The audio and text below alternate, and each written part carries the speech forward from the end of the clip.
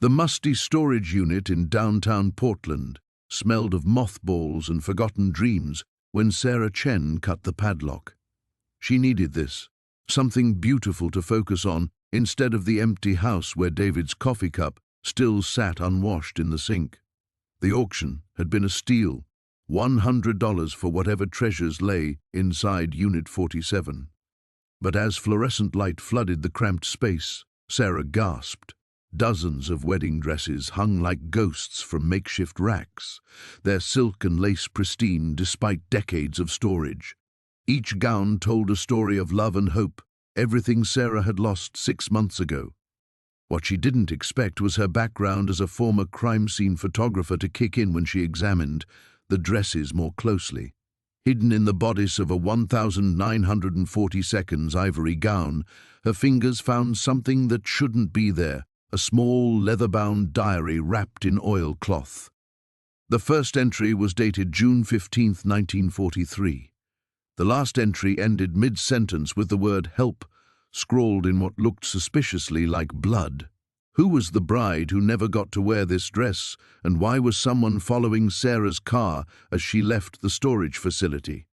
Sarah's hands trembled as she held the diary, her photographer's eye immediately cataloguing details. The bloodstain had oxidized to a rusty brown, consistent with age.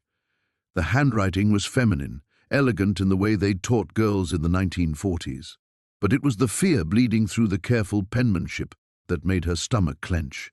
She flipped to a random page. "He knows I've seen what's in the basement. Mother won't listen when I tell her about Uncle Robert. She says I'm being dramatic, that I should be grateful he's taking care of us since Papa died. But I know what I saw. Those weren't animal bones." A chill ran down Sarah's spine that had nothing to do with the Portland drizzle seeping through the storage unit's metal walls. She'd seen enough crime scenes to recognize genuine terror, even across 8 decades. The rational part of her mind whispered warnings. This wasn't her problem. She was a widow trying to rebuild her life, not a detective chasing cold cases. David had always teased her about getting too involved, letting her professional instincts override common sense. But David was gone, and this young woman's voice called to her from across time. Sarah carefully wrapped the diary back in its oilcloth protection and tucked it into her purse. She'd need better light and privacy to examine it properly. As she began counting the dresses, her business mind kicked in. Even if half were damaged, the collection was worth thousands. She could restore them, maybe start that vintage boutique David had encouraged her to open. 27 gowns in total, spanning from the 1920s to the 1970s. Each one carefully preserved, tagged with a small card bearing a woman's name and date. Sarah's excitement dimmed as she realized what she was looking at. These weren't just old dresses. They were abandoned dreams, dresses that had never made it to their intended altars. The 1,942 gown with the diary was labeled Elizabeth Morrison, 1943. A beautiful dress that should have been worn by a beautiful bride who apparently never made it to her wedding day. Sarah was loading the first rack of dresses into her SUV when she noticed the dark sedan parked across the street. Nothing unusual about it, except for the way the driver seemed to be watching her. When she caught his eye in her peripheral vision, he looked away too quickly. Paranoia, she told herself. 6 months of grief counseling had taught her that trauma could manifest in hypervigilance. But as she made 3 trips to load the dresses, the sedan remained in the same spot. On her final trip, carrying Elizabeth Morrison's dress with extra care, Sarah deliberately walked to the passenger side of her vehicle to get a better look. The driver was middle-aged, wearing a baseball cap pulled low. When she stepped into view, he started the engine. Sarah's old instincts flared to life. She memorized the partial plate number, Oregon tags starting with 7G, and noted the sedan's model year, a skill that had served her well photographing crime scenes, cataloging evidence that could make or break a case. As she pulled out of the storage facility parking lot, the sedan followed at a careful distance. This time, Sarah was certain it wasn't paranoia. She took a deliberately circuitous route home, making unnecessary turns through her Hawthorne District neighborhood. The sedan stayed with her for 6 blocks before finally peeling off when she turned into the grocery store parking lot. Sarah sat in her car, engine running, watching the street. Her heart hammered against her ribs with a mixture of fear and something she hadn't felt in months, purpose.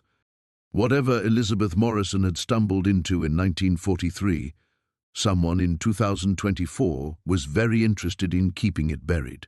And Sarah Chen, former crime scene photographer turned accidental detective, was about to dig it up. The storage unit's metal door groaned as Sarah pulled it down, the sound echoing through the empty facility. She sat in her car for a moment, hands trembling slightly as she gripped the steering wheel. The image of those pristine wedding dresses hanging like ghosts in the darkness wouldn't leave her mind. After David's funeral, she'd sworn off anything that reminded her of weddings, love, or happily ever after fairy tales. Yet here she was, the proud owner of what appeared to be a bridal museum. The drive back to her cramped apartment felt longer than usual. Every turn reminded her of the routes she and David used to take together. Every familiar landmark another small knife twist of memory. She'd moved here specifically to escape those reminders, but grief had a way of making everything feel haunted. Her phone buzzed as she pulled into her parking space. Her sister's name flashed on the screen. "Hey, Mel," Sarah answered, already knowing what was coming. "How did the storage auction go? Please tell me you didn't buy something ridiculous again." Sarah had developed a habit of bidding on random lots at estate sales and auctions. It was cheaper than therapy and gave her something to focus on besides the empty space David had left behind. Last month it had been a box of vintage kitchen appliances.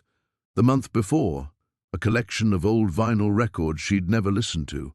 "Define ridiculous," Sarah said, fishing her keys from her purse. "Oh God, what is it this time?" "Wedding dresses. About 30 of them." The silence stretched long enough that Sarah wondered if the call had dropped. "Sarah," Melanie's voice carried that careful tone she'd been using since the funeral. "Maybe we should talk about this pattern you've developed." "It's not a pattern, it's a business opportunity." The lie came easily. "Vintage wedding dresses are in demand. I could make good money reselling them online. When's the last time you actually sold anything from these purchases?" Sarah climbed the stairs to her second-floor apartment, avoiding the question. The truth was, she'd never sold any of it. Her spare bedroom had become a graveyard of other people's discarded treasures, each item representing a life she didn't have to examine too closely. "I have to go," she said. "Early day tomorrow." After ending the call, Sarah heated a frozen dinner and tried to focus on a mindless television show, but her thoughts kept drifting back to the storage unit. There had been something almost sacred about the way those dresses were preserved, each one carefully wrapped and hung with obvious reverence. Someone had loved those gowns enough to keep them safe for years, maybe decades. She found herself wondering about the woman who'd collected them. Had she been a seamstress, a shop owner, or perhaps someone who simply couldn't bear to part with the symbols of other people's happiness? The next morning, Sarah called in sick to her job at the insurance office. She told herself she needed to assess her purchase properly, maybe start researching the value of vintage bridal wear. But as she drove back to the storage facility, she knew it was something else entirely. Those dresses had felt like a mystery begging to be solved. The unit seemed smaller in daylight, the fluorescent bulb overhead casting harsh shadows across the white fabric. Sarah had brought a notebook and her phone, planning to catalogue each dress systematically. She started with the ones nearest the door, carefully examining labels and construction details. The craftsmanship was extraordinary. Hand-sewn beading, French seams, silk that still held its luster despite obvious age. Several pieces appeared to be from the 1940s and 50s, though a few looked even older. Each dress told a story through its design, wartime simplicity giving way to post-war extravagance, hemlines and silhouettes marking the passage of decades. It was when she reached an ivory satin gown from what appeared to be the 1960s that Sarah noticed something odd. The dress hung slightly askew, as if something was weighing down one side. She lifted it carefully from its hanger, surprised by an unusual stiffness in the bodice. Running her fingers along the inner seams, she found it, a small, deliberate opening in the lining, hand-stitched closed, but not with the same precision as the original construction. Someone had opened this seam and sewn it back up. Sarah's heart rate quickened as she worked her fingers into the gap. The stitches gave way easily, as if the thread had weakened with age. Her fingertips touched something that definitely didn't belong in a wedding dress, the smooth, worn surface of leather. She pulled gently, and a small, dark book emerged from its fabric hiding place. The leather cover was soft with age, unmarked except for a small clasp that held it closed. Sarah's hands shook as she opened it, revealing pages covered in careful, feminine handwriting. The first entry was dated June 15, 1962, and began with words that made Sarah's blood run cold. "He's going to kill me. I know it now, and I know no one will believe me." The dress lay spread across Margaret's dining room table like a ghost from another era. Morning light filtered through her kitchen window, casting long shadows across the intricate beadwork that had captured her attention the night before. She'd barely slept, her mind churning with questions about the woman who had worn this gown and the diary hidden within its folds. Margaret traced her fingers along the seam where she'd discovered the small leather book. The stitching was so precise, so deliberately concealed, that someone had clearly gone to great lengths to hide it. She picked up the diary again, noting how the leather had aged to a deep burgundy, its edges worn smooth by time. Opening to the first page, she read the name written in fading ink, Eleanor Hartwell, 1952. The handwriting was elegant, the kind taught in finishing schools, with careful loops and measured spacing. Margaret flipped through several pages, catching glimpses of entries about dress fittings, wedding preparations, and someone named James. A particular passage made her pause. "Mother insists the wedding must proceed as planned. But I cannot shake the feeling that something terrible is going to happen. The way Charles looks at me sometimes, it's not love I see in his eyes. It's possession and anger." Margaret's coffee grew cold as she continued reading. Eleanor's entries revealed a woman trapped in circumstances beyond her control, engaged to a man named Charles Whitmore against her true feelings. The real object of Eleanor's affections appeared to be James, someone her family deemed unsuitable. "James came by the house today while Father was at the bank. We walked in the garden, and he begged me again to run away with him. Part of me wants nothing more than to disappear with him, to forget about duty and family expectations, but the scandal would destroy Mother, and Father's business connections would suffer. I am caught between love and loyalty, and I fear both will be my undoing." The entries grew more desperate as the wedding date approached. Eleanor wrote of mysterious phone calls that left Charles agitated, of hushed conversations between her father and strange men who visited the house late at night. Something was clearly wrong, but Eleanor seemed unaware of the full scope of whatever was unfolding around her. Margaret turned to an entry dated just 3 days before the scheduled wedding. "I overheard Charles arguing with someone in Father's study tonight. I couldn't make out all the words, but I heard him say something about taking care of the problem permanently, and no one will miss him anyway." My blood ran cold. I think they were talking about James. The handwriting became more erratic in the following entries, as if Eleanor had been writing in haste or under extreme stress. "James didn't meet me at our usual place today. I waited for 2 hours. Something has happened to him, I know it." Charles smiled at dinner tonight, that cold smile that never reaches his eyes. When I asked if he knew where James might be, he said some people simply know when they're not wanted and disappear on their own. Margaret felt a chill run down her spine. She glanced around her quiet house, suddenly aware of every small sound. The refrigerator humming, the old floorboards settling, the distant rumble of traffic. She was becoming absorbed in a decades-old drama that felt increasingly real and immediate. The final entries were the most disturbing. Eleanor described a confrontation with Charles, where she accused him of being involved in James's disappearance. Charles's response was chilling, "Darling Eleanor. You have such an active imagination. Perhaps after we're married, I can help you learn to keep your thoughts more focused on appropriate matters." The last entry was dated the day before the wedding. "I found James. Oh God, I found him." Charles wasn't lying when he said people disappear. But James didn't leave on his own. "I know what they did. I know where he is. If something happens to me, if I don't survive what's coming, I pray someone will find this diary and make them pay for what they've done. The old well behind the Whitmore property, near the stone wall. That's where James is. I'm going to confront Charles's father tomorrow before the ceremony. I can't marry into a family of murderers, no matter what it costs." Margaret's hands trembled as she closed the diary. Eleanor's final words implied she never made it to her wedding day, yet the dress was here, preserved and hidden away. What had happened to Eleanor Hartwell? Had she confronted the Whitmores? Had she paid the ultimate price for her discovery? Margaret walked to her laptop and opened a web browser. Her search for Eleanor Hartwell 1952 yielded surprisingly little information. A few society page mentions of her engagement to Charles Whitmore, son of prominent businessman Theodore Whitmore, but after that, nothing. It was as if Eleanor had simply vanished from the historical record.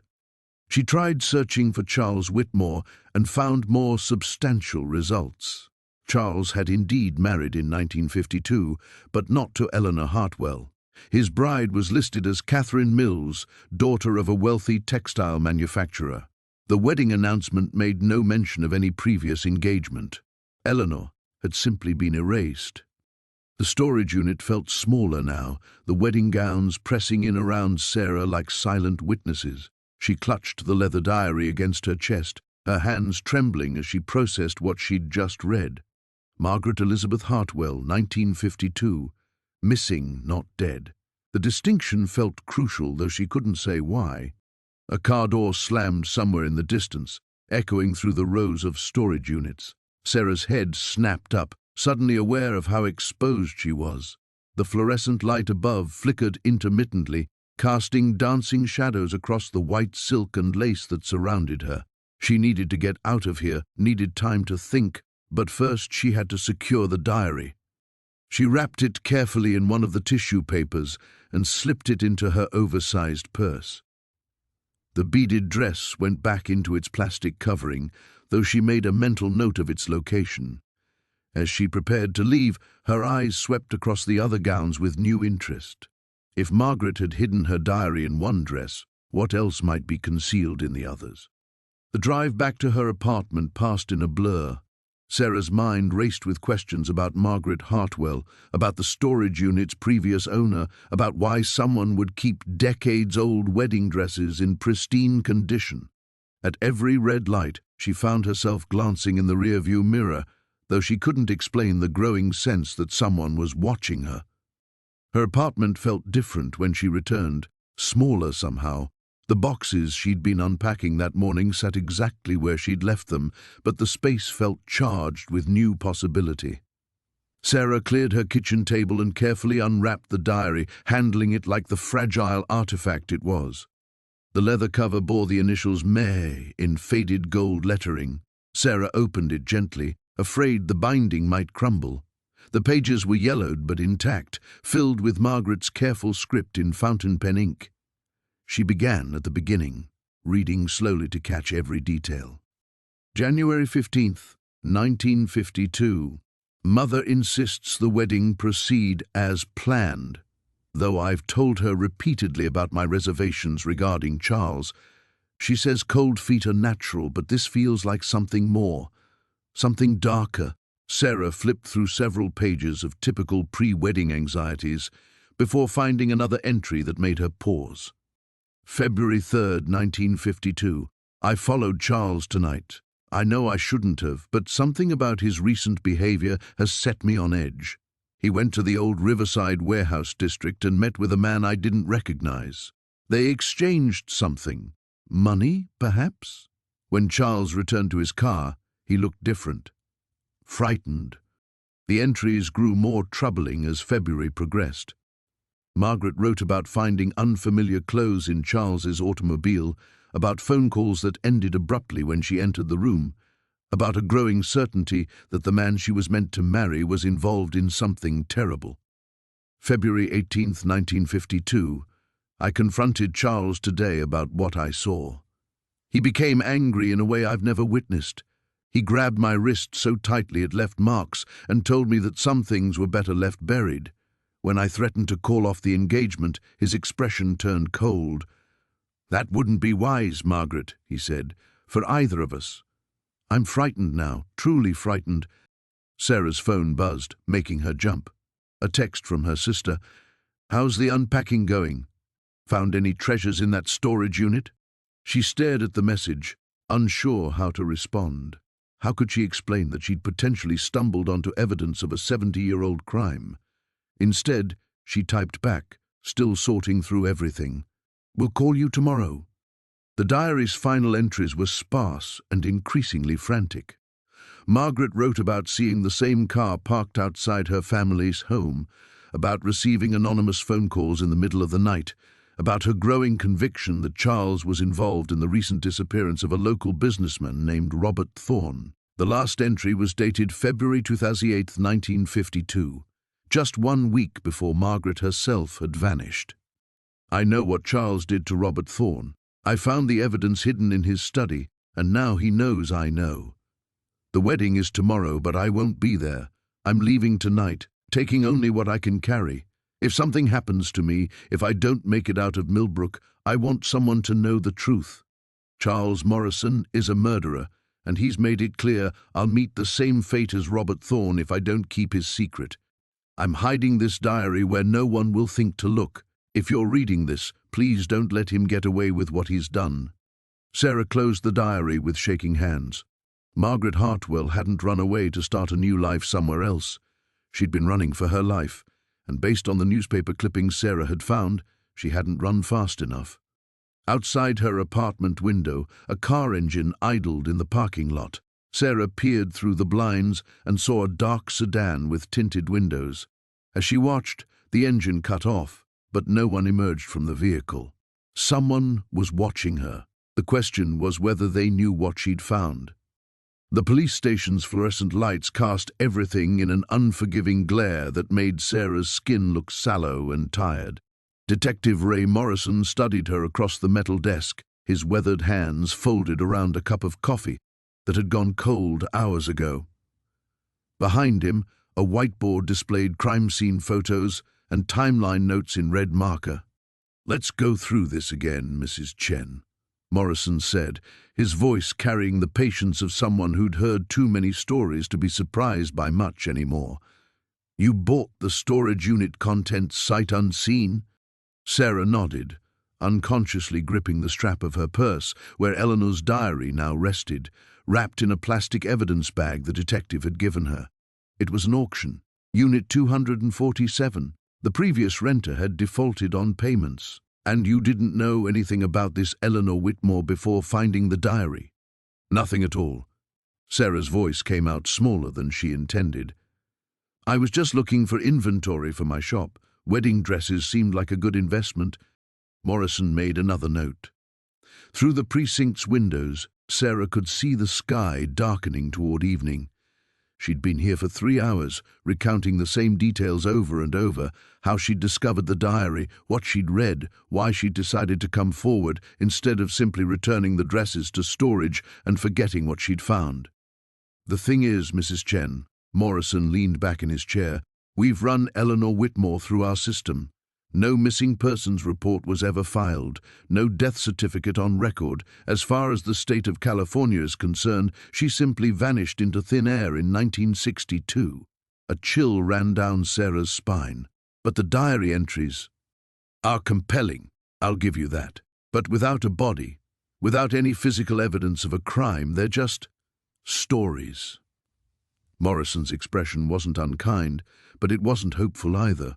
"You said yourself some of the writing was faded, hard to read. Could you have misinterpreted what you saw?" Sarah thought about Eleanor's careful handwriting, the way her words had grown increasingly desperate and frightened in those final entries. The description of blood on white satin, the terror in those pages had been real. She was certain of it. "I know what I read," she said firmly. "Eleanor was murdered, and whoever did it covered it up so well that no one even reported her missing." Morrison nodded slowly. "That's possible. Happens more often than you'd think, especially back then. Women who didn't have family or whose family didn't care enough to look for them." He pulled out a manila folder. "I've been doing some digging since you called. Found a few interesting things." He spread several documents across the desk. Sarah leaned forward, recognizing Eleanor's name on various papers. Birth certificate shows Eleanor May Whitmore was born in 1939 in Bakersfield. Parents died when she was 16. No siblings on record. Morrison pointed to another document. She moved to Los Angeles in 1959, worked as a seamstress at Carmichael's bridal boutique on Melrose Avenue. Sarah's breath caught. The same boutique mentioned in her diary. Right, and here's where it gets interesting. Morrison pulled out a yellowed newspaper clipping. Carmichael's burned down in March of 1963. Total loss. The owner, Vincent Carmichael, collected the insurance money and moved to Arizona, where he opened another shop. Sarah studied the newspaper photo showing the burned-out shell of the boutique. That's 4 months after Eleanor's last diary entry. Convenient timing, wouldn't you say? Morrison's eyes held a glint that hadn't been there before. "I called the Scottsdale Police Department. Vincent Carmichael died in 1998, but his son Richard still runs the family business. Have you spoken to him?" "Not yet. Wanted to finish gathering what I could find first." Morrison collected the papers back into the folder. "There's something else. The storage unit you bought? It was originally rented in 1963 by a V. Carmichael. The air in the small room suddenly felt too thick to breathe." Sarah stared at Morrison, pieces of an impossible puzzle clicking into place. "Vincent Carmichael stored Eleanor's dresses?" "Looks that way. The rental agreement was transferred to a management company in the 80s when Carmichael got too old to keep up with the payments. They've been paying the minimum to keep it in storage ever since." Sarah's mind raced. Why would Vincent Carmichael have kept Eleanor's wedding dresses? Why pay to store them for decades, unless they contained evidence he couldn't afford to have discovered? "Detective Morrison," she said slowly, "what if Eleanor never left that boutique alive? What if Vincent killed her, then stored her work to keep it hidden?" Morrison closed the folder and stood up. "That's exactly what I'm thinking, Mrs. Chen. And if you're right, then whoever's been paying to keep that storage unit sealed all these years really isn't going to be happy that you've opened it." The morning light streaming through her kitchen window felt different somehow, as if the world had shifted overnight. Elena sat at her small table, the diary open before her, Dorothy's words swimming on the yellowed pages. She'd barely slept, her mind churning over the implications of what she'd discovered. "Harold said we'd leave after the wedding, start fresh somewhere new. But I'm frightened he won't let me go that easily." The entry was dated June 15th, 1962, just 3 days before the wedding that, according to the newspaper obituary Elena had found online at 2 in the morning, never happened. Dorothy Whitmore had died in a tragic accident on June 16th, falling down the stairs of her family's Victorian mansion on Elm Street. Elena traced the faded ink with her finger. The handwriting was hurried here, desperate. Nothing like the careful script from earlier entries where Dorothy had gushed about Harold's romantic gestures and their future together. A sharp knock at her door made her jump. Through the peephole, she saw a woman in her 70s with silver hair pulled back in an elegant chignon, wearing a navy blazer that suggested money and authority. "Miss Vasquez?" The woman's voice carried a slight tremor despite her composed appearance. "My name is Margaret Whitmore. I believe you have something that belongs to my family." Elena's blood turned to ice. She clutched the doorframe, her knuckles white. "I'm sorry, I don't know what you mean." "The storage unit on Maple Street, Unit 47. You purchased the contents at auction 3 days ago." Margaret's pale blue eyes were sharp, calculating, "including several items that were stolen from our estate decades ago. I bought everything legally at a public auction. May I come in?" This is a delicate family matter. Every instinct screamed at Elena to keep the door closed, but Margaret Whitmore had the kind of presence that expected compliance. Against her better judgment, Elena stepped aside. Margaret's gaze swept the small apartment with barely concealed disdain before settling on the kitchen table where the diary lay open. Her face went ashen. "Where did you find that?" "Sewn into the lining of a wedding dress." Elena moved protectively toward the table. "Your sister's wedding dress, I assume." "Dorothy was my aunt, not my sister, and that diary should have been destroyed years ago." Margaret's composure cracked slightly. She was unwell, prone to flights of fancy, delusions. She seemed pretty lucid to me, especially about being afraid of someone. Margaret's laugh was brittle.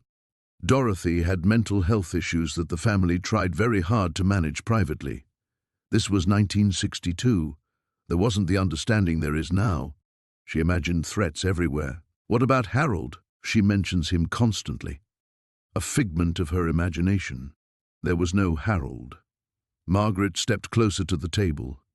Dorothy became obsessed with the idea of getting married, created this elaborate fantasy about a fiancé. The wedding dress was custom-made to feed the delusion, hoping it might bring her some peace. When she died, the family donated her belongings to charity, but somehow, she gestured vaguely, things got mixed up in storage. Elena studied the older woman's face. The explanation was smooth, practiced, but something felt off. If Harold didn't exist, then who was she afraid of? Shadows, ghosts. The poor girl saw danger everywhere. Margaret reached for the diary. "I'll take this off your hands, of course, along with the dress and any other personal items. I'm prepared to compensate you generously for your trouble." Elena pulled the diary against her chest. "I don't think so." Margaret's mask slipped entirely. "You have no idea what you're meddling with. That diary contains private family information, medical details that could damage reputations, hurt people who are still alive. Or it contains the truth about what happened to Dorothy." "The truth?" Margaret's voice turned sharp. "The truth is that a disturbed young woman fell down the stairs and died tragically. The truth is that her family spent decades trying to heal from that loss. The truth is that dragging up old pain helps no one." Elena thought about Dorothy's careful handwriting, the genuine fear in her final entries, the way she'd hidden the diary so carefully. "If there's nothing to hide, why are you so desperate to get this back?" Margaret's composure returned like a steel shutter slamming down. "I've tried to be reasonable, Miss Vasquez. But the Whitmore family has resources, connections. We protect what's ours." She moved toward the door, then paused. "I trust you'll reconsider, before you find yourself in over your head." The threat hung in the air long after Margaret left. Elena double-locked the door and leaned against it, her heart hammering. She looked at the diary in her hands, at Dorothy's words pleading across the decades to be heard, to be believed. Harold might have been real or imaginary, but Margaret Whitmore's fear was absolutely genuine. And Elena was beginning to understand that Dorothy's death might not have been an accident at all. The morning air carried a chill that made Sarah pull her cardigan tighter as she hurried across the cemetery grounds. She'd barely slept after finding the photograph, her mind spinning with questions about Helena's connection to her storage unit discovery. The headstone she sought stood in the older section, where weathered granite markers told stories of lives lived and lost decades ago. Eleanor Morrison's grave was smaller than she'd expected. The inscription, "Simple, Beloved Daughter, 1952 to 1973. No mention of marriage, no indication of the wedding dress that should have been her happiest day. Sarah knelt beside the stone, brushing away fallen leaves with trembling fingers. "What happened to you?" she whispered to the silent earth. The sound of footsteps on gravel made her look up. An elderly man approached, carrying fresh chrysanthemums. His weathered face creased into a gentle smile as he noticed her kneeling by Helena's grave. "You knew Helena?" His voice held genuine surprise. Sarah rose, brushing dirt from her knees. "Not exactly. I'm researching something connected to her. I'm Sarah Chen, Walter Morrison." He extended a gnarled hand. Helena was my niece. Sarah's heart raced. Your niece? I was hoping to find family members. I have some questions about what happened to her. Walter's expression shifted, wariness replacing warmth. That's a long time ago, miss. Some things are better left buried. He moved past her to place the flowers at the headstone's base, his movements careful and reverent. Please, Sarah pressed gently. I found something that belonged to her. A diary. It mentions things that might be important. The old man froze, his back still turned. When he faced her again, fear flickered in his pale blue eyes. You found Helena's diary? That's impossible. The police said there wasn't one. It was sewn into the lining of a wedding dress, hidden. Sarah watched his reaction carefully. Mr. Morrison, the diary suggests Helena might have been murdered, that her death wasn't suicide. Walter sank onto a nearby bench, suddenly looking every one of his 80-odd years. 70 years I've wondered. 70 years I've known in my gut that Helena would never have taken her own life. She was scared of something in those last weeks, but she wouldn't tell anyone what. Scared of what? Or who? Walter's hands shook as he clasped them together. She'd changed, jumpy, always looking over her shoulder, said she'd learned something she wished she hadn't. My sister, Helena's mother, tried to get her to talk, but Helena just kept saying she needed to think about what to do. Sarah sat beside him, pulling out her phone to show him the photograph from the diary. Do you recognize this man? Helena wrote about someone named James, but the diary entries are unclear about their relationship. Walter studied the image, his face growing ashen. Dear God, that's James Whitmore. He was engaged to someone else back then. Margaret Sinclair, from one of the wealthy families in town. But there were rumors about him and other women. What kind of rumors? The kind that get hushed up when you have money and influence. Walter's voice dropped to barely above a whisper. Girls would go missing sometimes. Young women from the working class, the kind nobody important paid attention to. There was talk, but nothing anyone could prove. A chill ran down Sarah's spine. Was Helena involved with him? I think she might have been, but not by choice. Helena worked at the Sinclair estate as a seamstress, made all their fancy clothes, including Margaret's wedding dress. Walter paused, seeming to wrestle with painful memories. The last time I saw Helena alive, she had bruises on her wrists. Said she'd fallen, but the marks looked like fingerprints to me. Sarah's mind raced back to the diary entries, to Helena's cryptic references about what he did and needing to tell the truth. Mr. Morrison, what happened to James Whitmore? Married Margaret as planned, made a fortune in real estate development, became one of the most respected men in the county. Walter's voice carried bitter irony. He died about 5 years ago, natural causes. Heart attack at his grandson's wedding. The pieces began clicking together in Sarah's mind. If Helena had evidence against James Whitmore, if she'd threatened to expose him, that would certainly provide motive for murder. But if James was dead, why was someone still trying to keep his secrets buried? Mr. Morrison, did James have family? Children who might want to protect his reputation? Walter nodded grimly. Son's a judge now. Jonathan Whitmore. Daughter married into politics. Both of them have spent their whole lives benefiting from their father's reputation and wealth. As if summoned by their conversation, Sarah's phone buzzed with a text from an unknown number. Stop digging or you'll end up like Helena. This is your only warning. Walter noticed her sudden pallor. What is it? Sarah showed him the message, watching fear bloom across his weathered features. Maybe, he said quietly. Some secrets are too dangerous to uncover. The police station's fluorescent lights cast everything in harsh relief, making Margaret feel exposed as she sat across from Detective Ray Santos.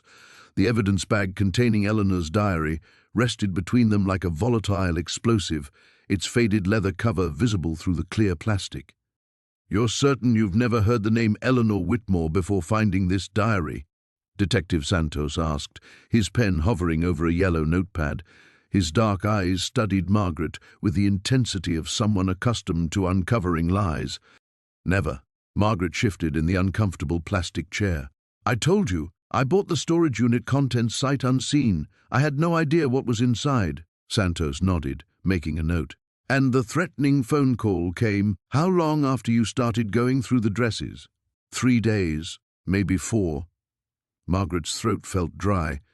I should have called you immediately, but I thought it might be a prank. People don't usually threaten to kill over pranks.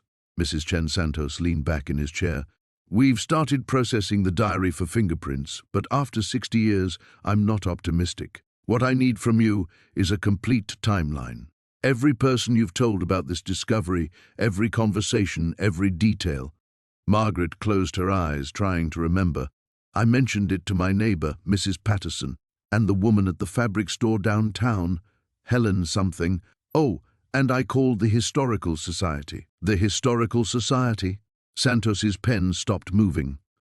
I wanted to learn more about Eleanor, maybe find out what happened to her. The woman there, Victoria Ashworth, seemed very interested. She even offered to help research. Santos wrote down the name, underlining it twice. Anyone else? The storage facility manager knew I was going through vintage clothing, but I never mentioned Eleanor specifically. Margaret paused, remembering. There was a man asking about the unit, though. The manager, Jim, said someone came by asking who'd purchased it. When was this? Yesterday. Jim called to warn me. Margaret's hands trembled slightly as she recalled the conversation. He said the man seemed angry when Jim wouldn't give out my information. Santos leaned forward, his expression sharpening. Can you describe this man? I never saw him. Jim just said he was older, maybe 60s, well-dressed, expensive car. We'll need to talk to this. Jim Santos made another note. Mrs. Chen, I want you to understand something. If Eleanor Whitmore was murdered in 1963, and if someone is willing to threaten you over that diary, we're not dealing with ancient history. We're dealing with someone who has everything to lose if this comes to light. Margaret felt a chill run down her spine. You think the killer is still alive? Or someone protecting the killer? Family members who know the truth, accomplices, people with reputations to protect. Santos closed his notepad. Eleanor was young when she died, only 22 according to the diary entries. If her killer was around the same age, they'd be in their 80s now. Old, but possibly still alive. The weight of that realization settled over Margaret like a suffocating blanket. She'd stumbled into a decades-old secret that someone was desperate to keep buried. What do I do now? She asked. You go home. You lock your doors, and you don't investigate this any further. Leave that to us. Santos stood, his chair scraping against the linoleum floor. And Mrs. Chen? If you remember anything else, or if anyone contacts you about this, anyone at all, you call me immediately. Margaret nodded, accepting the detective's business card. As she prepared to leave, Santos called her back. One more thing. You mentioned the Historical Society. We'll be speaking with them, but I'd prefer if you didn't contact them again until we've had a chance to follow up. Of course. Margaret hesitated at the door. Detective, do you think Eleanor's family knows what happened to her? The diary mentioned her parents, her sister. We'll look into surviving family members. Santos's expression softened slightly. I know this is frightening, Mrs. Chen, but you did the right thing bringing this to us. Eleanor Whitmore deserves justice, even after all these years. Outside the police station, Margaret sat in her car for several minutes before starting the engine. The October afternoon had turned grey and cold, matching her mood. She thought about Eleanor's diary, now evidence in a murder investigation, and felt a strange sense of loss.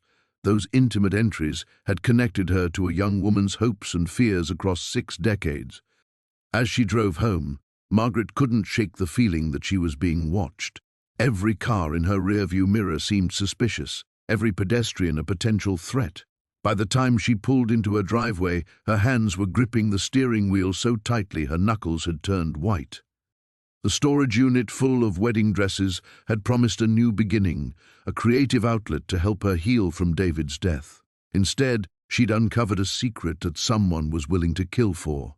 Margaret locked her car and hurried toward her front door, keys ready. Eleanor Whitmore's story was far from over. The photograph trembled in Sarah's hands as she stared at the familiar face smiling back at her from decades past. Margaret Chen, barely 20, radiant in her wedding dress, the very dress that now hung in Sarah's living room. But it was the man beside her that made Sarah's blood run cold. Even 50 years younger, she recognized those calculating eyes, that practiced smile. Mayor Richard Blackwood. Sarah's mind raced as puzzle pieces clicked into place. The diary entries about R and his promises, the wedding that never happened, Margaret's growing fear.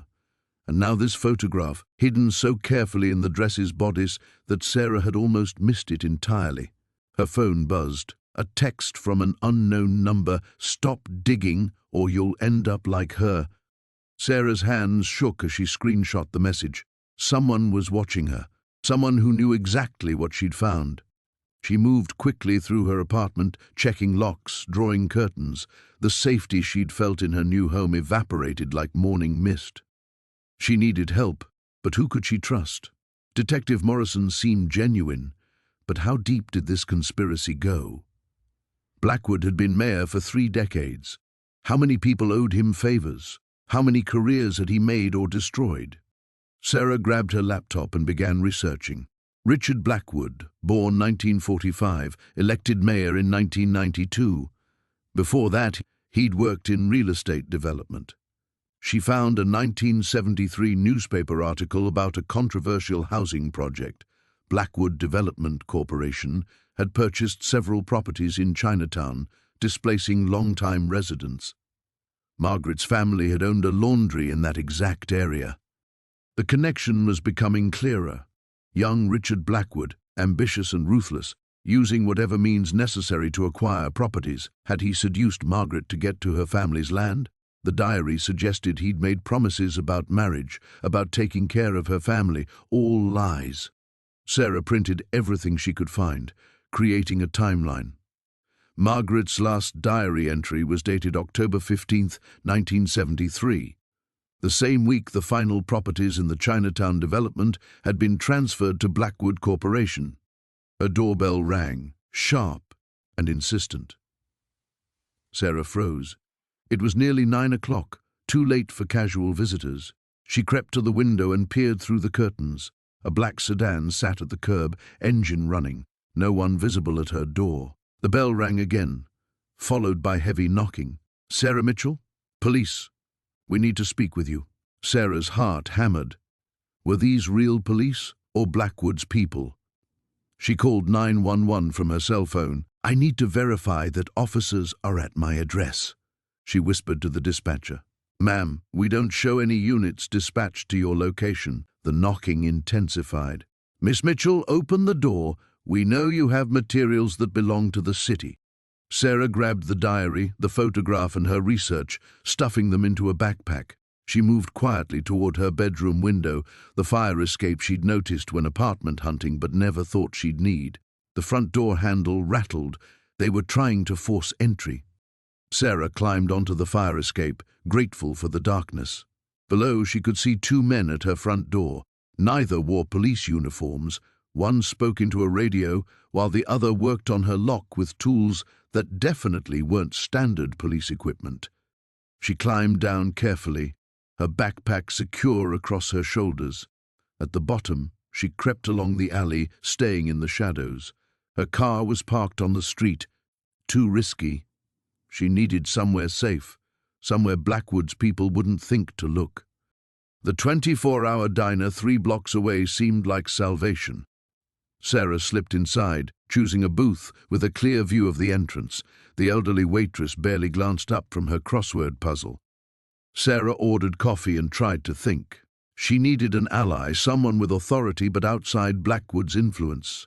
Detective Morrison was local, too risky. But what about state police or the FBI?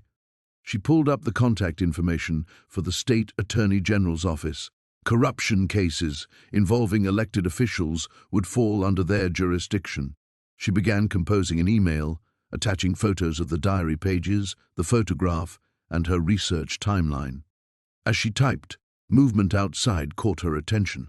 The same black sedan cruised slowly past the diner. Sarah ducked lower in her booth, her heart racing.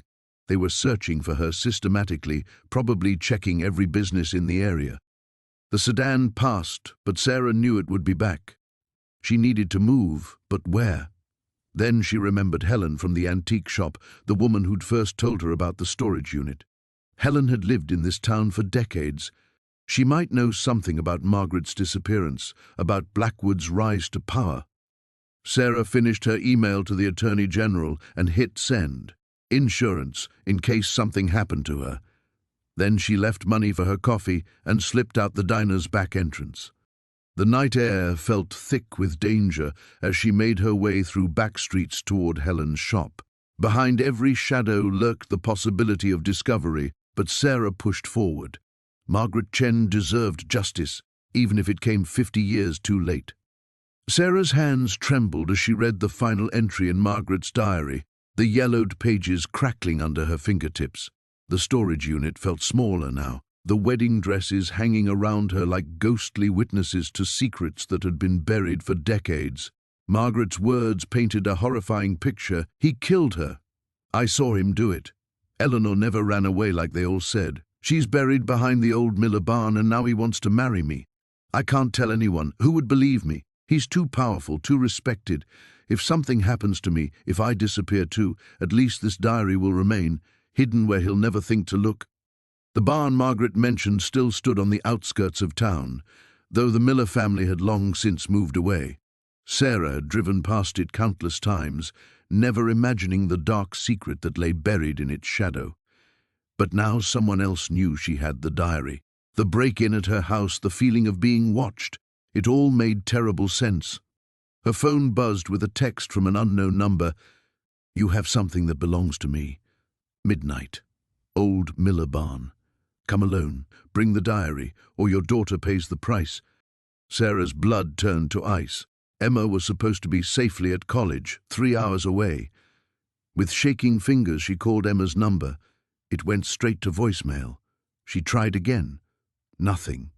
Racing home, Sarah found her front door slightly ajar. Inside, everything looked normal except for a single photograph on her kitchen table, Emma walking across her college campus, taken from a distance with a telephoto lens.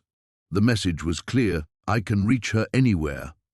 Sarah sank into a chair, Margaret's diary clutched to her chest. She thought about calling the police, but what proof did she have? A decades-old diary could be dismissed as fantasy, and whoever was threatening her had clearly spent years covering their tracks.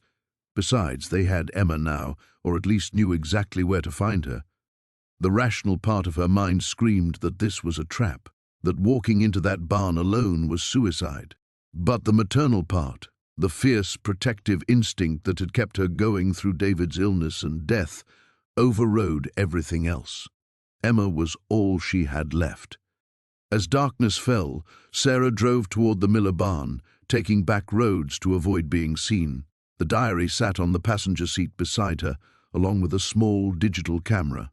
If she was going to die tonight, at least she could try to document whatever truth emerged from the shadows. The barn loomed against the star-filled sky, its weathered wood and sagging roof making it look like a monument to neglect.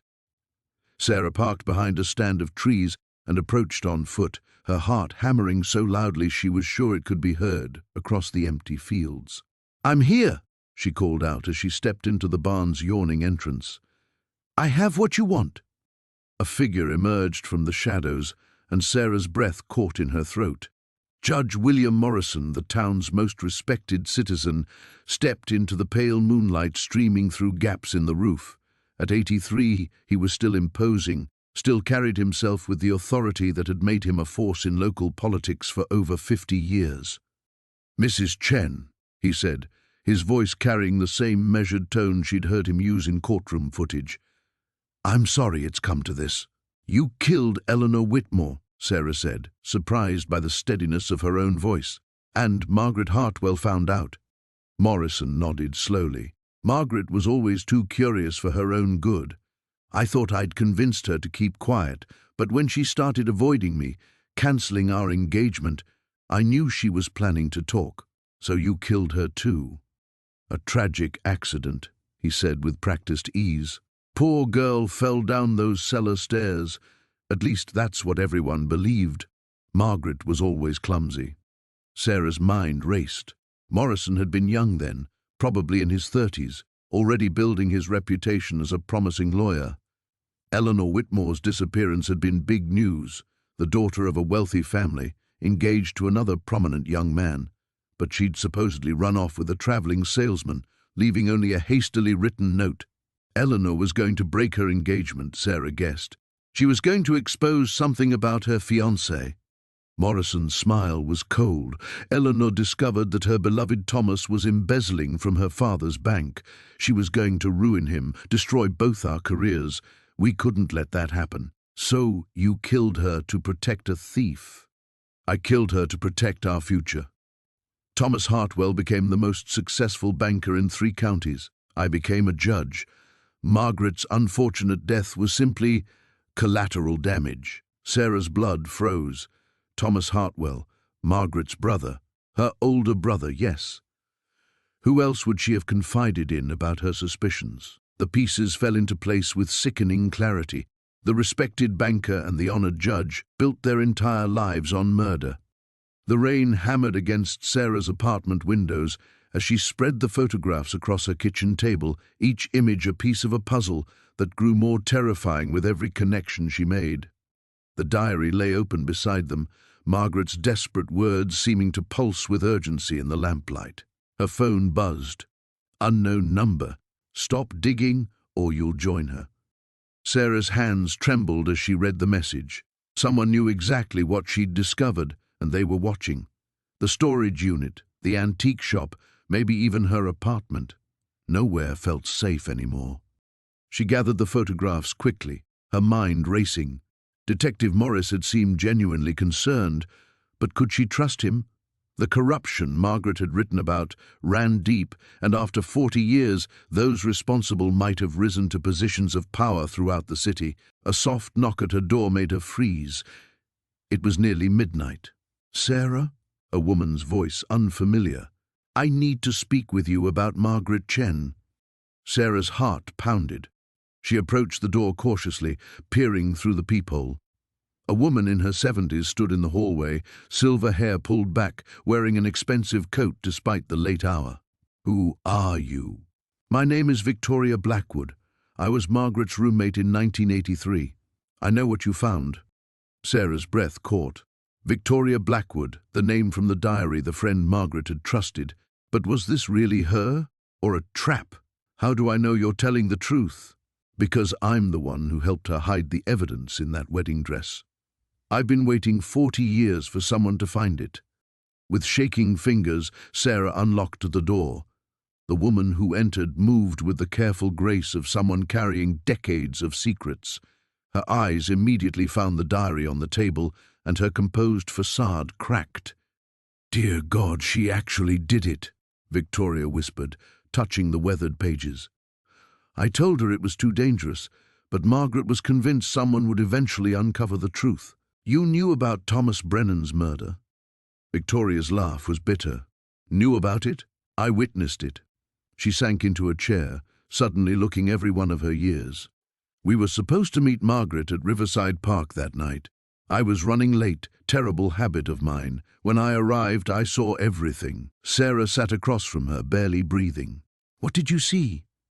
3 men. One was definitely a police officer. I could see his badge. They had Thomas on his knees by the water. Margaret was hidden in the trees, recording everything with that little camera of hers.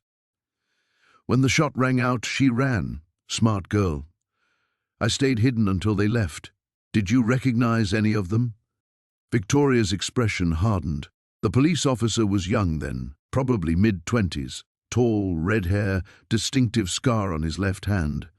I'd seen him around the neighborhood, always asking questions about Thomas's activism. Sarah's blood ran cold. What was his name? I never knew for certain, but Margaret found out later. She was obsessed with identifying him. Victoria pulled out a faded photograph from her purse. "This is the only picture we managed to take of him afterward."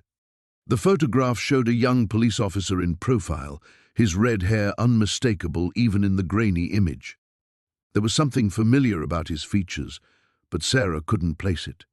He'd be in his 60s now, Victoria continued, probably retired. But men like that don't just disappear. They rise through the ranks, build influence, protect their secrets. Why didn't you come forward? Why wait 40 years? Victoria's hands shook as she folded the photograph. Because 2 weeks after Thomas died, they came for Margaret. Official story was a mugging gone wrong, but I knew better. I was terrified, so I ran, changed my name, moved across the country.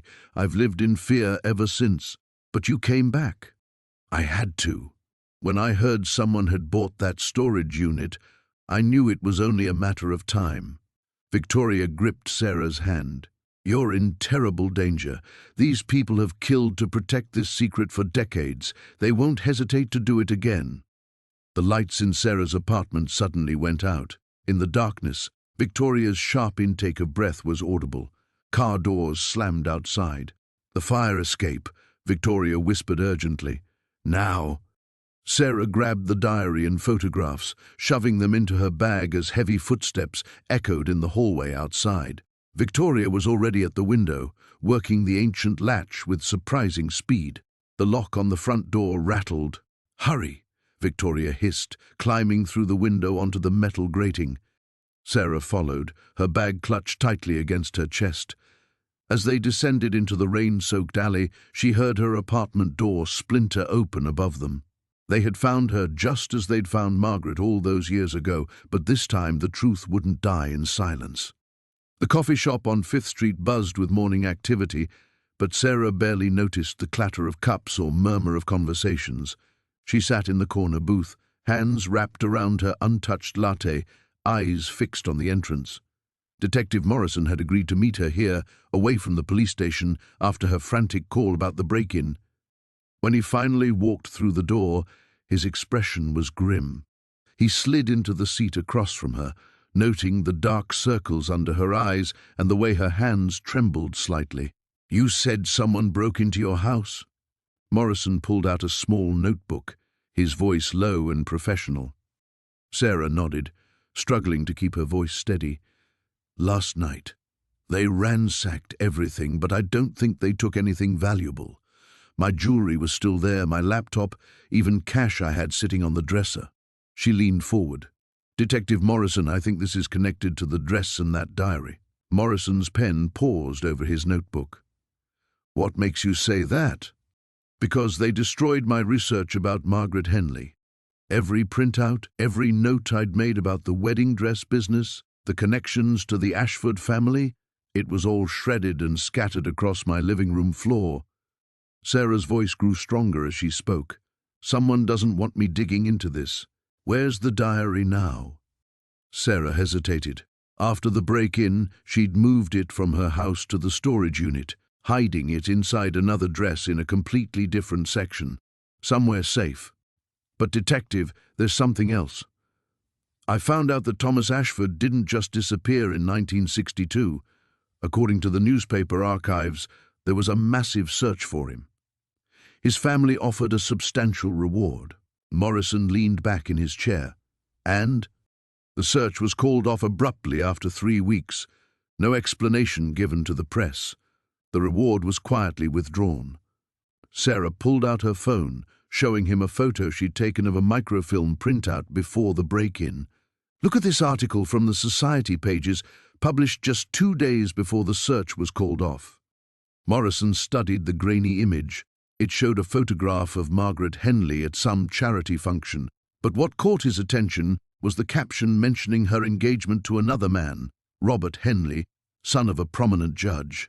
She moved on pretty quickly, Morrison observed. That's what I thought too, until I read the fine print. The engagement announcement says they'd been planning the wedding for months, that it was a long-anticipated union between two respected families. Sarah met his eyes. Detective, if Margaret was planning to marry Robert Henley all along, what was she doing with Thomas Ashford? Morrison was quiet for a long moment, processing the implications. You think she was playing both men? I think she was in a situation where she had to choose, and when Thomas threatened to expose whatever secret she was keeping, she chose permanently. Sarah's voice dropped to barely above a whisper. The diary entries get more desperate toward the end. Thomas was becoming suspicious about her other relationship. He'd started following her, asking questions. Sarah, you need to be very careful here. If what you're suggesting is true, if Margaret Henley really did kill Thomas Ashford, then someone has been covering it up for over 60 years. Morrison closed his notebook. People with that kind of power, that kind of reach, they don't hesitate to protect their secrets. Sarah felt a chill run down her spine. Margaret would be in her 80s now if she's still alive. But her family isn't. The Henley name still carries weight in this city. Robert Henley became a federal judge, just like his father. His son runs one of the largest law firms in the state. Morrison's expression was troubled. You're talking about potentially destroying a legacy that spans 3 generations. What about Thomas Ashford's legacy? What about his family's right to know what happened to him? Sarah's voice rose slightly, drawing glances from nearby tables. Morrison held up a hand, reminding her to keep quiet. I'm not saying you're wrong, I'm saying you need to understand what you're up against. He leaned forward. I did some checking after our last conversation. The lead detective on the original Ashford case was transferred to a different precinct right after the search was called off. He retired early, moved to Florida, and died in 1985. Sarah felt her stomach drop. Transferred? That seems convenient. Very convenient. His replacement was known for being accommodating to influential families. Morrison gathered his things. Look, I can't officially investigate this without more concrete evidence, but unofficially, I think you've stumbled onto something that powerful people have worked very hard to keep buried. As Morrison stood to leave, he placed a hand on Sarah's shoulder. Watch your back, and whatever you do, don't trust anyone with information about what you've found. If I'm right about this, they already know you're getting close. The abandoned textile factory loomed against the storm-darkened sky like a monument to forgotten industry. Sarah's hands trembled as she gripped the steering wheel, watching lightning illuminate the broken windows 3 stories above. She'd been sitting in her car for 10 minutes, trying to work up the courage to go inside. The text message had been simple: come alone. 3rd floor, northeast corner. Bring the diary. She'd tried calling the number back, but it went straight to a disconnected voicemail. Detective Morrison was 40 minutes away, caught in the same storm that was now battering her windshield with sheets of rain. She couldn't wait. Whoever had Eleanor's killer was inside that building, and this might be her only chance. Sarah tucked the diary inside her jacket and ran for the factory's side entrance. The door hung open, its rusted hinges groaning in the wind. Inside, the air smelled of mildew and decay. Her flashlight beam cut through the darkness, revealing machinery covered in decades of dust and graffiti-tagged walls. "Hello?" Her voice echoed off the concrete walls. "I'm here. I brought what you wanted." Footsteps echoed from somewhere above. Sarah found the stairwell and began climbing, each step sending small avalanches of rust flakes cascading down. The 2nd floor was a maze of abandoned office cubicles and overturned filing cabinets. She pressed on to the 3rd floor. The northeast corner was a large open space where enormous looms had once operated. Now it was empty, except for a figure standing near the broken windows. As Sarah approached, the person stepped into her flashlight beam. "Mrs. Chen?" Sarah's mouth fell open. The elderly woman from the antique shop stood before her, no longer the frail, confused person Sarah remembered. Her posture was straight, her eyes sharp and calculating. "You couldn't leave it alone, could you?" Mrs. Chen's voice was steady, authoritative. "I tried to warn you. The break-in, the phone calls. You should have sold those dresses and forgotten about Eleanor. You killed her." Sarah's hand instinctively moved toward her phone, but Mrs. Chen raised a gun from behind her back. The weapon looked ancient but well-maintained. "Eleanor was my sister. Did you figure that out from the diary? We were both seamstresses, both worked for the wedding boutique, but Eleanor was always the favorite, always the talented one." Sarah's mind raced, connecting pieces. "My Chen, you changed your name." "After the trial, I had to. Thomas Whitmore's family had money, influence. They made sure I disappeared from Hartford, started over somewhere no one knew what I'd done. Mrs. Chen's grip on the gun never wavered. I built a new life, a successful business. Then you had to come digging around. The diary says Eleanor knew about the bribes, the unsafe working conditions. She was going to expose Whitmore Industries. She was going to destroy everything. Mrs. Chen's composure cracked. Thomas promised to marry me, to take me away from the factory, but Eleanor convinced him to do the right thing, to confess about the safety violations. She said it was worth risking everything for the truth.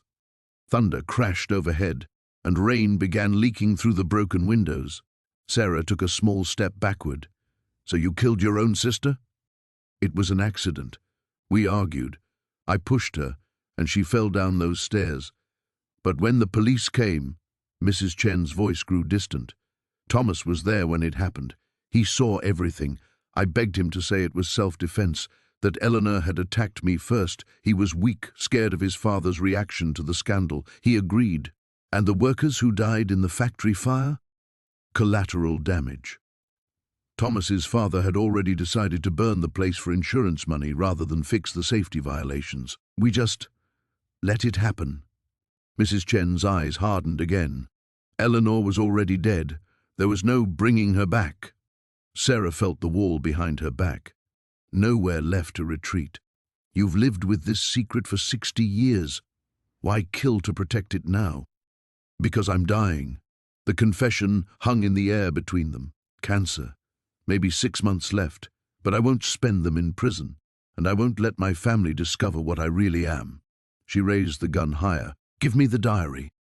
Sarah pulled the leather journal from her jacket, but instead of handing it over, she hurled it toward the broken windows. Mrs. Chen instinctively turned to follow its path, and Sarah dove behind an old support pillar as the gun fired. The bullet ricocheted off concrete, sending chips flying. Sarah crawled deeper into the shadows as Mrs. Chen's footsteps approached. Her phone buzzed with a text from Morrison. 5 minutes out. "You can't hide forever," Mrs. Chen called out. "That diary is the only evidence you have. Without it, you're just another grieving widow with a wild theory." Sarah peered around the pillar and saw Mrs. Chen searching for the diary near the windows. Lightning illuminated the pages scattered across the wet floor, Eleanor's careful handwriting bleeding in the rain. The truth was literally dissolving before her eyes. The coffee shop's fluorescent lights cast harsh shadows across Detective Morrison's weathered face as Claire slid into the booth across from him. Her hands trembled slightly as she placed the manila envelope between them, the weight of its contents seeming to press down on the vinyl table. "You look like hell," Morrison observed, his voice carrying the gruff concern of someone who'd seen too many victims caught in the crossfire of old sins. "Someone broke into my house last night." Claire's voice was barely above a whisper. "They didn't take anything valuable, but they ransacked the place. They were looking for something specific." Morrison's expression sharpened. "The diary?" She nodded, sliding the envelope toward him. "I made copies of everything before I called you. The original is somewhere safe." She didn't mention that somewhere safe was currently taped inside her car's spare tire compartment. Paranoia had become her new survival skill. The detective opened the envelope carefully, his eyes scanning the photocopied pages. Claire watched his face change as he read, the initial skepticism giving way to something harder, more calculating. "Jesus Christ," he muttered, stopping at a particular entry. "Eleanor Whitmore. I remember this case from the academy. They used it as an example of how investigations could go sideways.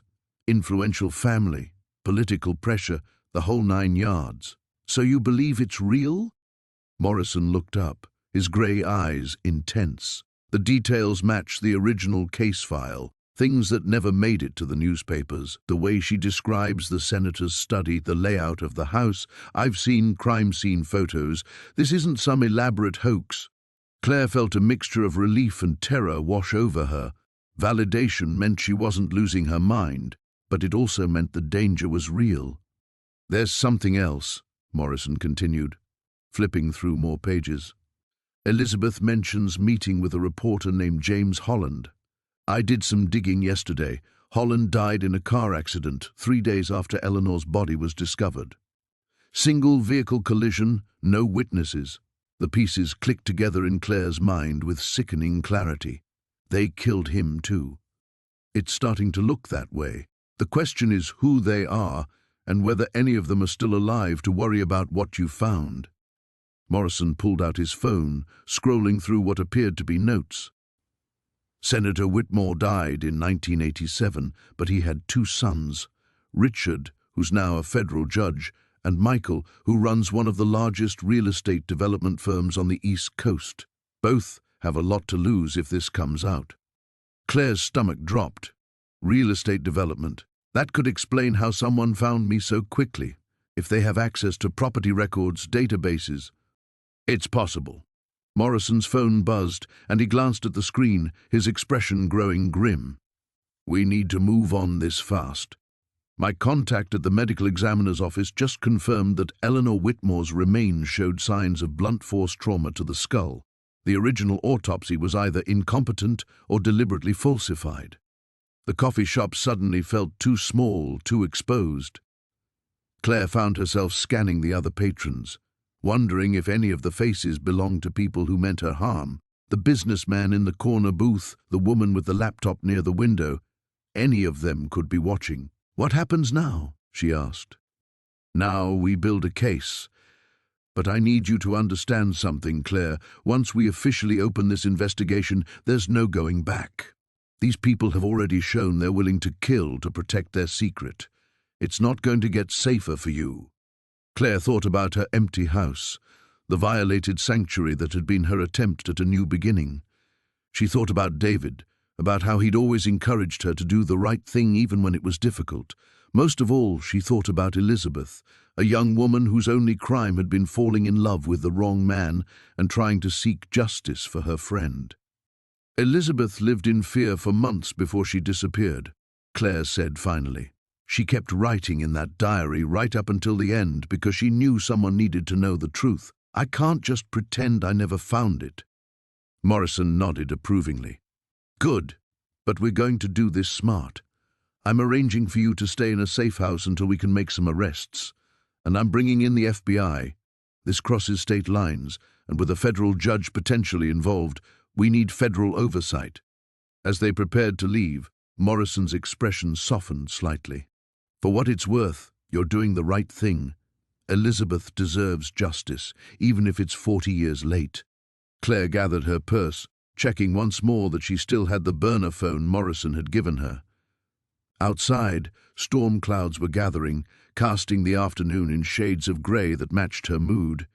Somewhere out there, powerful people were making decisions about her fate, just as they had about Eleanor's decades ago. But this time, the truth had allies. The abandoned warehouse stretched before them like a concrete tomb, its broken windows staring down like hollow eyes. Sarah's hands trembled as she clutched the diary, Detective Morrison's protective presence beside her, the only thing keeping her feet moving forward. The setting sun cast long shadows across the cracked pavement, and somewhere in the distance, a siren wailed through the city's evening symphony. "She's here," Morrison whispered, pointing toward a black sedan parked near the loading dock. "Remember what we discussed. Keep her talking. Let her think she's in control."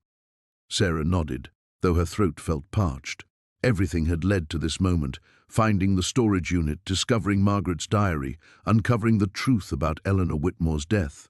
Now she was about to face the woman who had killed for that secret and was prepared to kill again.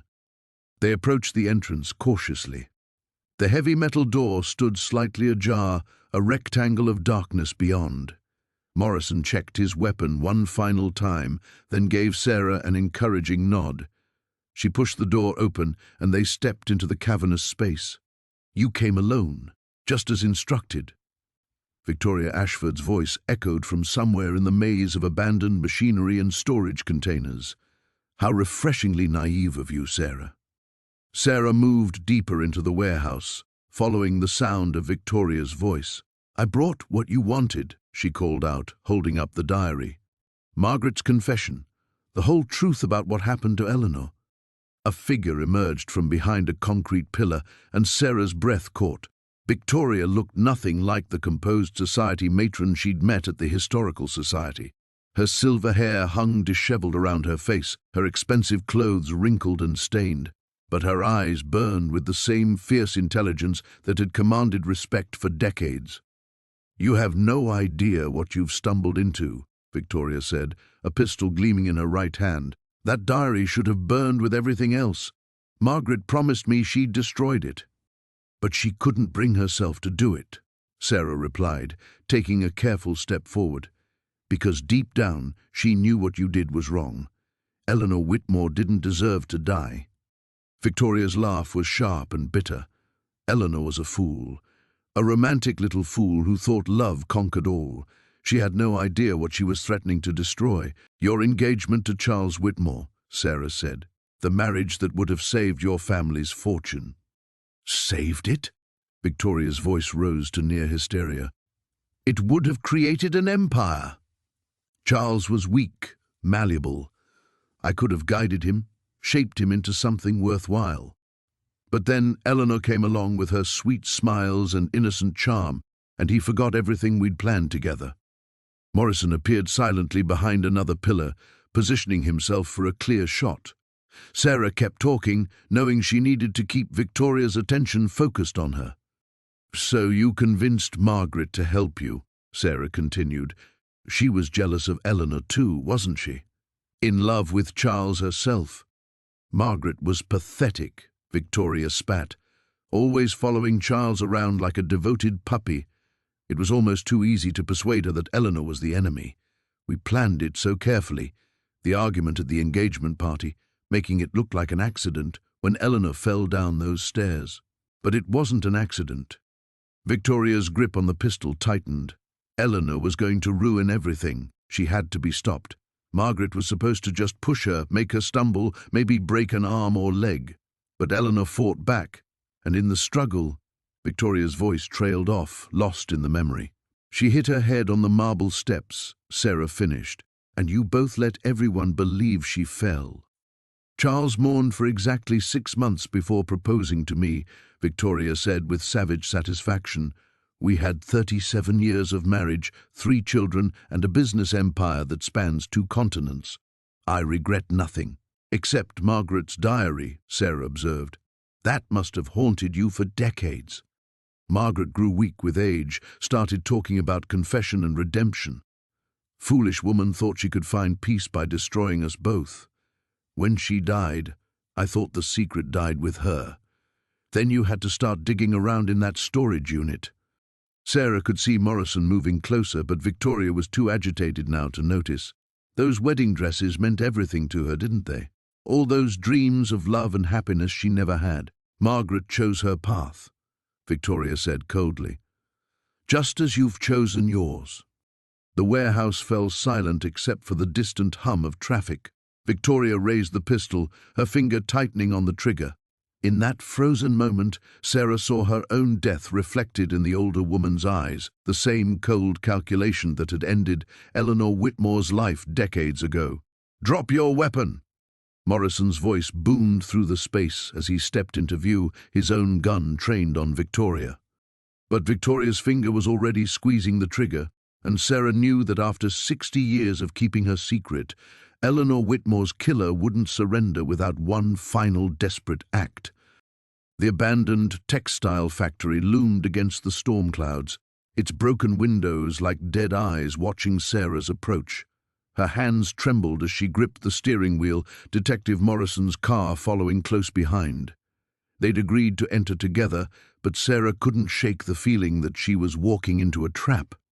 The wind howled through the skeletal remains of the building as they parked.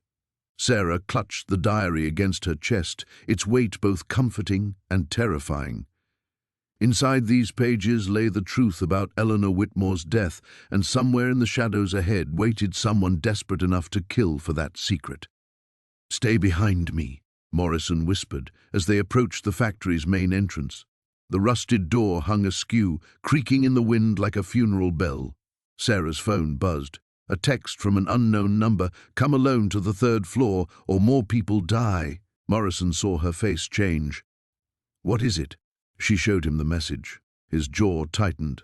"Absolutely not. We're not splitting up. Detective, they're watching us. If they see you come up—" "Sarah, whoever killed Margaret Chen and tried to run you down isn't going to have a civilized conversation. This is exactly what they want." But Sarah was already moving toward a side entrance she'd spotted. "I'm not letting anyone else die because of what I found.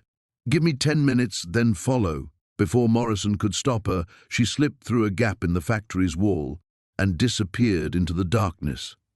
Inside, the air reeked of decay and rust. Shafts of grey light filtered through broken skylights, illuminating the skeletal remains of machinery that had once hummed with life. Sarah's footsteps echoed eerily as she made her way to a collapsed staircase.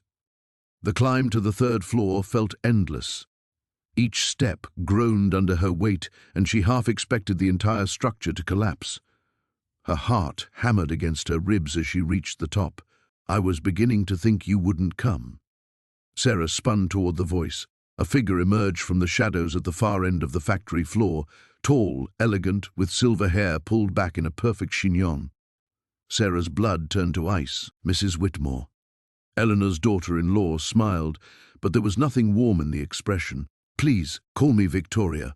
We're practically family now, aren't we? After all, you've been living with my secrets for weeks. You're supposed to be dead." Victoria laughed, a sound like breaking glass. "Dead? Oh no, my dear. I simply learned to disappear. It's amazing how easy it is when you have money and everyone believes you're already gone." Sarah's mind reeled.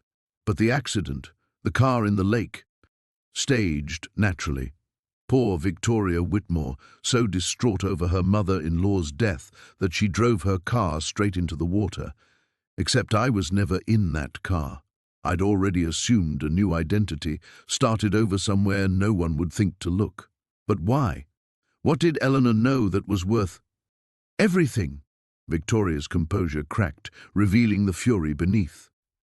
That old woman knew everything, about the embezzlement, about the bribes, about how I'd been bleeding the company dry for years. She found the books I'd been keeping, the real records. Sarah thought of the diary's final entries, Eleanor's growing suspicion about the company's finances. "So you killed her." I defended myself. She was going to destroy everything I'd worked for, the company, my reputation, my future. She left me no choice. "There's always a choice," Sarah said, backing slowly toward the stairs. "You could have confessed, made restitution, and spent my life in prison? I think not." Victoria pulled a gun from her purse, the metal gleaming in the dim light. "I've spent 30 years building a new life. I won't let you take that away." "The diary doesn't prove anything," Sarah lied desperately. "Eleanor never names you directly, but she describes the evidence she found, doesn't she? The evidence I thought I'd destroyed completely. One diary entry led you to Margaret Chen. How long before it leads others to the bank accounts I never quite managed to close? The safety deposit boxes? No, my dear, this ends here." Sarah's back hit the stairwell wall. Below, she could hear Morrison moving through the building, but he was still too far away. Victoria raised the gun, her finger tightening on the trigger. "You should have minded your own business," Victoria whispered. The shot that rang out wasn't from Victoria's gun. Detective Morrison stood at the top of the stairs, his weapon drawn, smoke curling from the barrel. Victoria crumpled to the floor, the diary falling from Sarah's nerveless fingers. "I told you 10 minutes, Morrison said grimly. "You lasted 8. Sarah slumped against the wall, her legs suddenly unable to hold her weight. After weeks of running from shadows, the nightmare was finally over. Eleanor Whitmore could rest in peace, and the woman who'd stolen 30 years of freedom had finally paid for her crimes. But, as sirens wailed in the distance, Sarah realized her own journey was just beginning. The warehouse erupted in chaos as Detective Martinez's backup flooded through the entrance, their flashlights cutting through the dusty air like searchlights. Eleanor pressed herself against the wall behind a towering stack of cardboard boxes, her heart hammering so violently she was certain everyone could hear it. Margaret Whitfield, you're under arrest for the murder of Catherine Morrison and the attempted murder of Eleanor Hayes. Martinez's voice rang out with authority that brooked no argument. You have no idea what you're interfering with, Margaret said, her voice carrying that same cold elegance that had once charmed Eleanor at the storage facility. That girl destroyed everything. She was going to ruin 3 families with her selfish demands. So you killed her on her wedding day? Martinez stepped closer, handcuffs ready, strangled her in her own dress and made it look like she ran away. Margaret's laugh was bitter, brittle. Charles was supposed to marry someone suitable, someone who understood discretion. Catherine was a nobody from nowhere who thought she could blackmail the Ashfords into accepting her little bastard. Eleanor's breath caught. Through all the diary entries, all the pieced-together clues, she'd never learned the full truth about Catherine's pregnancy. The baby wasn't Charles's, Martinez said, clearly having put together more pieces than Eleanor realized. No, but she was going to claim it was unless the family paid her off. Charles was too besotted to see her for what she really was, a gold-digging opportunist. I saved him from a lifetime of scandal. Officer Chen was photographing the scene while another officer secured the letter opener as evidence. Eleanor noticed they were also documenting the vintage wedding dresses scattered across the floor, some torn from Margaret's desperate search for the diary. How did you know Eleanor found the diary? Martinez asked. Margaret's cold gaze found Eleanor's hiding spot with unnerving accuracy. The storage facility has security cameras. When I saw her taking Catherine's dress, I knew it was only a matter of time. I'd searched for that diary for 50 years, never imagining the foolish girl had sewn it into her wedding gown. Eleanor emerged from behind the boxes, her legs unsteady but her voice clear. You've been watching me this whole time. I offered to buy it from you, Margaret replied with chilling reasonableness. You should have taken the money and walked away, but you couldn't leave well enough alone, could you? Just like Catherine. Where's the baby? Eleanor demanded. What happened to Catherine's child? For the first time, Margaret's composure cracked slightly. There was no baby. She miscarried 2 months before the wedding, but she never told Charles. She was going to fake the pregnancy until after the marriage, then claim a convenient miscarriage once she was secured as Mrs. Ashford. The revelation hit Eleanor like a physical blow. Catherine had been playing a dangerous game with dangerous people, and it had cost her everything. She came to me the night before the wedding, Margaret continued as Officer Chen read her rights, crying, confessing everything, begging me to help her figure out how to tell Charles the truth. She was finally developing a conscience. So you killed her for it, Martinez said. I eliminated a problem. Charles grieved for a few months, then married appropriately. He had a good life, successful children. He never knew how close he came to disaster. Eleanor thought of the passionate, desperate words in Catherine's diary, the young woman's genuine love and fear intertwined with her calculating schemes. She loved him. In the end, she was trying to do the right thing. Love, Margaret spat. Love doesn't pay for scandals or illegitimate children. I protected this family for decades, kept their secrets, managed their reputation. Catherine Morrison was a footnote that should have stayed buried. As they led Margaret away, she turned back once more. You've destroyed 4 families tonight, Mrs. Hayes. I hope your conscience can live with that better than mine could live with letting Catherine Morrison destroy them 50 years ago. Eleanor watched through the warehouse windows as the police cars disappeared into the night, their red taillights fading like dying embers. The silence that followed felt profound, weighted with the ghosts of secrets finally exposed to light. Detective Martinez approached, offering Eleanor a bottle of water from his car. Are you ready to go home? Eleanor looked back at the scattered wedding dresses, symbols of love and hope now evidence in a murder case. Somewhere among them was Catherine's dress, the one that had started this entire nightmare. Yes, she said quietly, I'm ready to go home. But as they walked toward the exit, Eleanor realized that home would never feel the same again.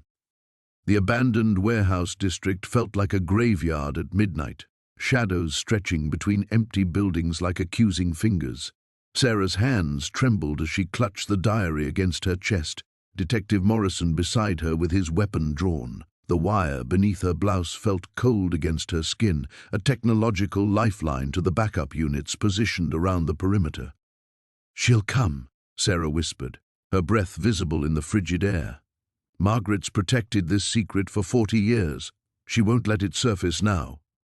Morrison nodded grimly. They'd chosen this location carefully, isolated enough to draw Margaret out, but with enough cover for the surveillance team. The wedding dress boutique owner had agreed to meet here after Sarah's carefully orchestrated phone call, claiming she had new evidence that needed to be discussed privately. Footsteps echoed across the concrete, deliberate and unhurried. Margaret emerged from the shadows, her silver hair gleaming under the sparse streetlight. Even in the desolate setting, she maintained her elegant composure, though her eyes glittered with something dangerous. "Hello, Sarah," Margaret said, stopping 20 feet away. "I see you brought a friend." Morrison stepped forward, his badge visible. "Mrs. Whitmore, we need to talk about Elena Vasquez and what happened in 1983. Margaret's laugh was brittle as winter ice. Elena Vasquez, such a romantic little fool. She thought love conquered all, that Theodore would leave his wife and children for a seamstress from the wrong side of town. "So you killed her," Sarah said, her voice steadier than she felt.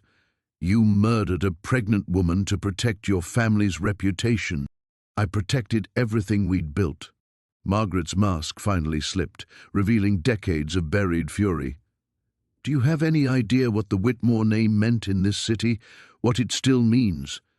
That girl was going to destroy it all with her fairy tale delusions." Morrison edged closer, but Margaret raised her hand, revealing the glint of a small pistol. "I wouldn't, Detective. I've spent 40 years perfecting my story. A few more bodies won't matter now." Sarah's heart hammered against her ribs. "Elena trusted you. She came to your house that night because she thought you wanted to help her." "She was so naive," Margaret continued, her voice taking on an almost dreamy quality. "Sitting in my parlor, cradling her belly, talking about the wedding dress she wanted me to design. A custom gown for the wife of a Whitmore heir." Her expression hardened.